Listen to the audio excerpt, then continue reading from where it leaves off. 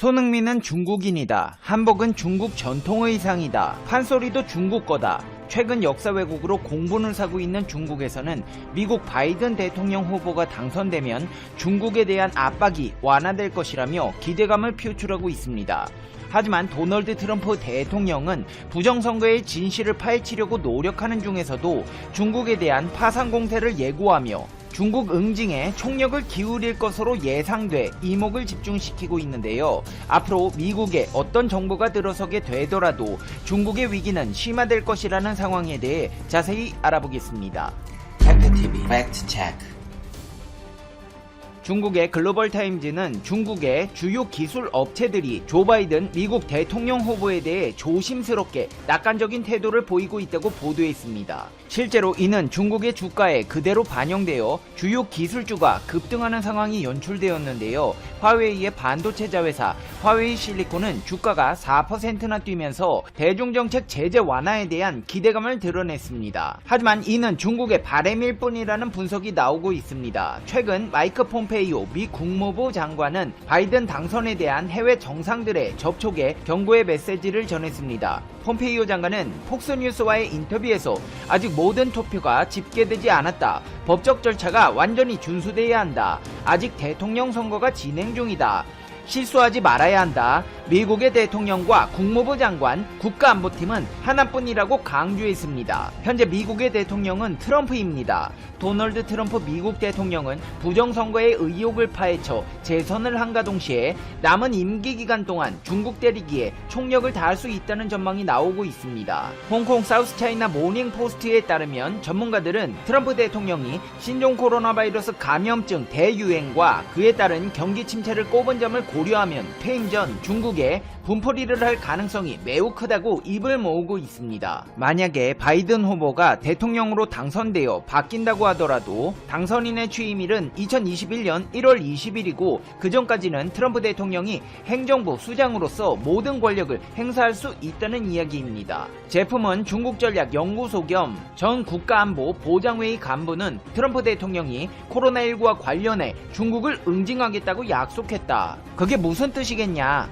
중국에 대한 막판 징벌적 조치 가능성이 높다. 협력을 강조하는 바이든 당선인의 취임 전 중국 때리기로 미중 관계를 돌이킬 수 없이 악화시키겠다는 것이 트럼프의 속내라는 것입니다. 전문가들은 가장 가능성이 높은 조치로 대만과의 관계 개선을 꼽고 있습니다. 대만은 중국이 가장 민감하게 반응하는 사안으로 최근 미국에서 무기를 수입하며 중국과의 물리적 충돌에 대비하고 있습니다. 트럼프 행정부는 미국과 대만과의 군사 관계 강화, 대만과의 자유무역 협정, 협상 발표 등을 빠르게 추진할 수 있다는 전망입니다. 중국 정부는 하나의 중국을 원칙으로 세우고 있어 독립을 요구하는 대만과 미국과의 관계가 가까워지는 것을 극도로 꺼리고 있습니다. 이뿐만이 아닙니다. 트럼프 대통령은 위구르족 인권 탄압을 문제 삼아 더 많은 공산당 간부들의 비자 신청을 거부하거나 2022년 베이징 동계올림픽에 미국 선수들의 출전을 금지할 수도 있다는 전망도 나오고 있는데요. 보니 글레이저 전략국제문제연구소 소장은 트럼프 대통령이 미중 관계를 되돌릴 수 없이 악화시키는 정책들을 펼칠 것이다. 이러한 트럼프 대통령의 전략은 바이든 대통령 유력 후보와 중국과의 협력을 어렵게 만들 것이라고 했습니다. 설령 바이든 후보가 대통령에 취임한다고 해도 미국이 미중 경쟁에 몰두하고 있기 때문에 중국 기업에 대한 탄압을 완화하지는 않을 것이라는 전망이 나오고 있는데요. 화웨이와 텐센트, 바이트댄스의 틱톡 등 트럼프 정부의 타겟이 된 기술 기업 임원들은 지금 같은 긴장이 완화할 가능성은 있지만 장기적 대립은 변함없을 것이다. 바이든 시대가 온다고 하더라도 트럼프처럼 극단적인 행동은 하지 않겠지만 미국 내에서는 첨단 기술에서 중국의 부상을 억제해야 한다는 초당파적 공감대가 있다고 본다. 미중 갈등은 여전할 것이라고 전망했습니다. 이른바 기술 냉전이 최소 4년간은 지속될 것이라는 관측입니다. 워싱턴 포스트 또한 바이든 역시 트럼프 트럼프와 마찬가지로 중국이 지식재산을 훔쳤다고 비난하면서 중국과의 경쟁을 위한 기술 투자를 약속한 바 있다. 지식재산권 침해, 보안 등 중국과의 기술 분쟁을 놓고 대립할 필요가 있기 때문에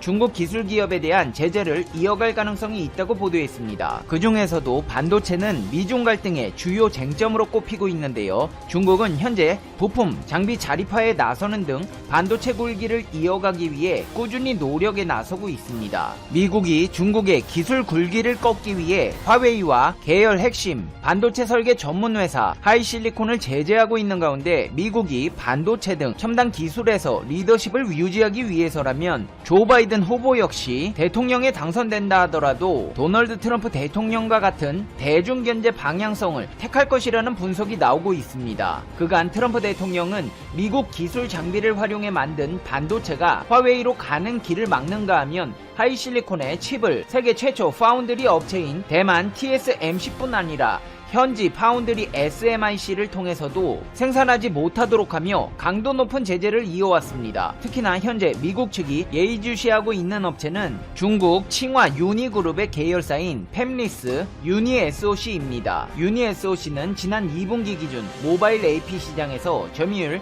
4%로 1위인 퀄컴, 2위 미디어텍, 3위 하이실리콘, 4위 애플 삼성전자와 점유율 격차가 큰 6위의 이름을 올리고 있습니다. 시장 존재감이 미미한데도 유니 SOC가 주목받는 이유는 지난 3월 세계 최초로 6나노미터 공정으로 만든 5G 통합칩 타이거 T7520을 개발하고 올해부터 본격적으로 양산에 들어간다고 밝혔기 때문인데요. 미국은 중국 반도체 업체가 슬금슬금 올라올 조짐이 보이자 싹부터 잘라버리겠다는 전략을 구상 중입니다. 특히나 화웨이 부사장 출신의 스티브 추 유니 SOC 최고 경영자가 화웨이와의 관계를 이어오면서 이미 엔지니어 등 상당수 인력이 넘어온 상태라는 보도가 나오자 화웨이나 유니 SOC나 중국 반도체의 수입을 원천적으로 차단하겠다는 계획을 세우고 있습니다. 상황이 이렇다 보니 중국 정부는 한국 정부를 포섭하기 위해 갖은 노력을 기울이고 있습니다. 중국은 강경화 외교부 장관을 통해 시진핑 중국 국가주석의 연내 방안을 추진하고 있는데요. 이 같은 중국의 움직임은 한국을 아군으로 포섭해 미국과의 갈등에 대응하겠다는 의도로 분석되고 있습니다. 실제로 중국 언론들에서는 앞으로 출범할 미국 행정부가 한국 등 동맹국과 힘을 합쳐 중국을 압박할 것이라고 보고 있습니다. 관영 글로벌타임즈는 논평에서 미국이 인권과 민주주의의 밑줄을 긋고 중국을 압박하기 위해 유럽, 일본, 한국 등 우방국들을 단결시켜 이념적 동맹을 만들 것이다. 바이든 행정부 역시 중국을 글로벌 패권국 지위를 유지하는 가장 큰 위협으로 여기고 있고 대중정책의 기조는 트럼프 행정부와 조금도 다르지 않다. 미국은 내부 갈등에서 눈을 돌리기 위해 민족주의에 의존하는 것을 좋아한다. 미국의 진정한 라이벌은 중국이 아니라 코로나19라고 비판했습니다. 이제 페페TV의 결론입니다.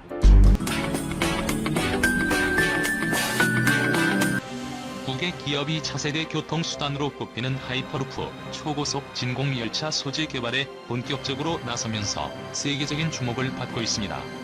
하이퍼루프는 현대인들의 겪어야 하는 교통체증을 해결하고 경제적이며 효율적인 이동수단으로 각광받으면서 향후 미래의 교통수단으로 떠올랐습니다. 현재 포스코는 타타스틸 유럽과 하이퍼루프 사업 분야 전반에 대한 협약을 체결한 상태입니다. 두 회사는 하이퍼루프 전용 강제와 구조 솔루션 개발을 추진하며 글로벌 프로젝트에도 공동 참여하기로 했습니다. 하이퍼루프는 진공 상태의 튜브 속을 최대 시속 1200km로 달릴 수 있는 자기 부상 열차입니다. 테슬라 창업자인 일론 머스크가 2013년 소개하면서 세상에 널리 알려졌습니다. 하이퍼루프는 총알처럼 빠른 속도에도 에너지 소비량이 항공기의 8%, 고속 철도의 30% 수준에 불과하고 이산화탄소와 소음이 발생하지 않아 차세대 친환경 교통수단으로 각광을 받았습니다. 하이퍼루프 상용화의 핵심은 고속이동을 위한 튜브의 직진성과 안정성 확보인데 이를 위해선 사용 소재가 기밀성, 가공성, 경제성 등을 모두 갖춰야 하는 만큼 충분한 기술력을 가진 기업의 참여가 무엇보다 중요했습니다. 포스코 관계자는 철강은 다른 소재보다 내부 압력을 최대한 진공 상태로 오랫동안 유지하는 기밀 성과 튜브 연결 부위의 정밀한 가공성 등이 뛰어나 하이퍼루프에 가장 적합한 소재로 평가받고 있는데 포스코가 개발 및 생산할 수 있는 적합한 곳이라고 설명했습니다. 포스코와 타타스틸 유럽은 하이퍼루프의 성능과 안정성을 확보할 수 있는 솔루션으로 지름 약 3.5m의 거대한 강철 튜브를 제시하고 맞춤형 철강제와 혁신적인 튜브 디자인을 개발할 예정입니다. 아울러 유럽 등에서 진행 중인 글로벌 하이퍼루프 프로젝트에 함께 참여하고 하이퍼루프 관련 회사들과도 협력을 확대해 나갈 방침입니다. 포스코는 하이퍼루프 전용 강제와 이용 기술 솔루션을 다수 보유하고 있고 타타스틸 유럽은 튜브 구조 기술의 강점이 있어 시너지를 창출할 것으로 두 회사는 기대하고 있습니다. 타타스틸 그룹은 연간 조강 생산량 3,400만 톤 규모의 글로벌 철강사이며 타타스틸 유럽은 유럽 전역에 제조 공장을 두고 자동차, 건설, 인프라 등 수요 산업에 철강 제품을 공급하고 있습니다. 일론 머스크 스페이스X 창립자 겸 최고 경영자는 지난 2013년 캘리포니아주 정부에 제안한 초음속 교통수단이 꿈의 기술에서 현실의 영역으로 한 발 다가서고 있습니다. 머스크 창립자는 당시 샌프란시스코와 로스앤젤레스 간 610km 거리를 30분 이내에 도달할 수 있는 새로운 튜브 운송 시스템인 하이퍼루프를 민간 투자로 건설하겠다고 밝힌 바 있습니다. 학계에서는 근대화 이후 수차례의 변혁기를 거친 교통수단 기술이 하이퍼루프 이후 또 한 번의 변화를 일으킬 것이라며 기대했습니다. 하이퍼루프는 0.001기압의 아진공 튜브 가이드웨이 내부에서 캡슐 차량이 최고 시속 1220km로 주행하는 시스템입니다.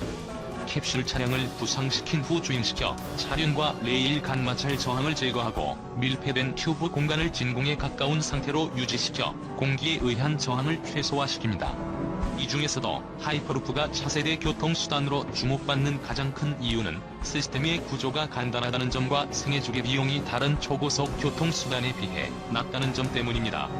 일론 머스크는 샌프란시스코와 LA 구간의 하이퍼루프 건설비를 고속철도의 10분의 1 수준으로 하고 운영비는 튜브에 설치한 태양광 발전을 이용해 대부분 충당될 수 있기 때문에 편도 운임이 $20 수준이 될 것으로 예상했습니다. 때문에 하이퍼루프 기술은 미국뿐만 아니라 중국, 캐나다, 아랍에미리트 공화국, 인도 등에서도 정부 주도로 활발히 추진되고 있을 정도로 향후 선두주자로 나서기 위한 준비를 진행하고 있습니다. 중국은 중국우주과학공업 그룹을 통해 진공 튜브 철도 개발에 대한 중장기 계획을 발표했습니다.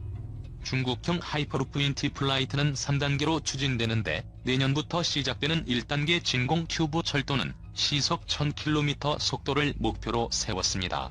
인도 마하라시트라 주정부는 자동차로 3시간 30분이 걸리는 160km 구간을 25분에 주파할 수 있는 하이퍼루프 건설을 승인한 상태이며 캐나다 연방정부 역시 지난해 3월 토론토와 몬트리올을 45분에 주파하는 하이퍼루프 노선에 대한 연구 자금 지원과 기술 타당성 검토를 진행했습니다. 국내에서는 지난 2009년부터 한국철도기술연구원을 중심으로 한국형 하이퍼튜브 기술인 HTX 연구가 시작됐습니다. 내년부터는 장치별 핵심 기술을 조합해 단거리 테스트베드를 구축해 테스트를 실시할 예정이며 순조롭게 완성된다면 서울 광화문에서 부산 해운대까지 불과 20분 만에 주파할 수 있게 됩니다. 전국의 주요 도시 간을 30분 이내로 이동할 수 있게 되므로 전국의 통근 생활권이 가능한데 이것은 국민의 생활 패러다임을 바꿔 수도권 집중, 지역 불균형으로 인한 경제적, 사회적 문제를 해소하고 또 러시아의 블라디보스톡, 베이징 등 동북아 일일 생활권도 가능해지게 될 전망입니다. CO19 정개화 및 환경 이슈로 인한 트렌드 전환 등으로 철강업계를 둘러싼 환경이 바뀌고 있습니다. 포스코는 뉴모빌리티 및 메가시티 등에 필요한 소재 개발로 이와 같은 어려움을 돌파한다는 전략입니다. 그리고 하이퍼루프와 같은 고성능, 다기능 친환경 강제의 필요성도 높아지고 있다고 분석했습니다. 이는 인도를 비롯한 신흥국을 필두로 메가시티가 늘어나는 등 도시화가 촉진되고 건축물, 인프라 분산 배치 및 자연재해와 미세먼지 대비가 이슈로 떠오르는 데 따른 것으로 풀이됩니다. 타타스틸 유럽과 함께 하이퍼루프 전용 강제와 구조 솔루션을 개발하고 글로벌 프로젝트에도 공동 참여하는 것도 같은 맥락입니다. 아랍에미리트도 하이퍼루프를 도입을 추진하고 있는데 버진 하이퍼루프는 1시간 이상 걸리는 두바이와 아부다비 구간을 12분 만에 도착할 수 있는 노선을 계획 중입니다. 최근 미국의 하이퍼루프 개발사 버진 하이퍼루프가 미국 네바다주 라스베이거스에 있는 테스트용 루프에서 천유인 주행 시험에 성공하면서 미래 교통수단으로서 하이퍼루프는 현실로 다가오고 있습니다. 앞서 주행시험을 400번 이상 했지만 사람이 탑승한 건 이번이 처음입니다. 루프가 500m인 점을 고려해 속도를 시속 172km로 제한했고 포드는 단 15초 만에 500m를 주파했습니다.